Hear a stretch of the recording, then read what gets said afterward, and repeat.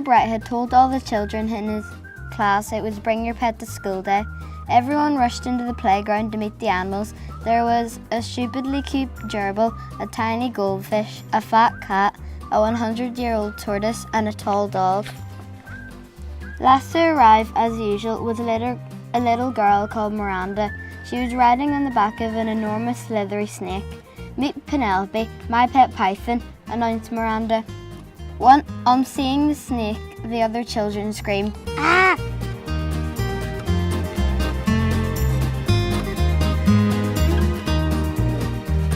Well, it was World Book Day yesterday, and we had decided that World Book Day wasn't going to be enough for us. We were going to have a World Book Week and really celebrate everything about stories and reading and raise some fun and enthusiasm about books. And we've had a ball this week, haven't we? We had storytellers popping up, surprising classes throughout the week. We've had extreme reading competition in the hall where children have been reading with so much expression and accents for different characters. That was a lot of fun. We all dressed up yesterday for World Book Day in many weird and wonderful costumes, didn't we? And then last night our P1s to 3s came back to school for a pyjama party at night.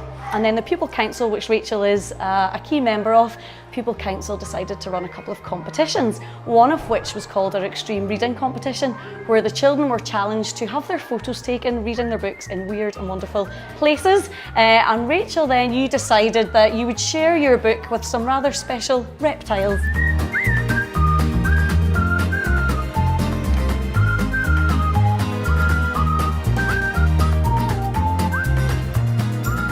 Miranda loved being different. She always stood out at her school with her individual take on school uniform, her cartwheels down the corridors, and her funny answers in class.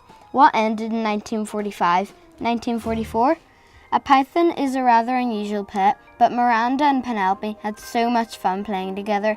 For the little girl, the snake would pretend to be a balloon, a scarf, a hula hoop, a telescope, a trombone, and sometimes when they were both feeling particularly mischievous, a third arm. We were out having dinner and then we realised that no one had done animals for the extreme reading, so we realised that around the corner was my uncle's house and he had lots of different animals. So we went round to his house and then took the pictures, and as we were going home we just printed them out and then I took them into school the next morning. Yeah, everyone was really surprised when they saw your photos, weren't they? Which was just wonderful. The joy that can be found from books is just immense. You know, it can be a friend for life, you know, being able to pick up a story, and reading comes into everything, every aspect of learning and life when you're out and about. So those skills, and there's some children who they haven't really been that excited about books before, and I think this week has really inspired them. But it's one of the most important skills you can have, but also just the joy that can come from books. I think that's what shone through this week from staff and from the pupils as well. It's just been pure joy.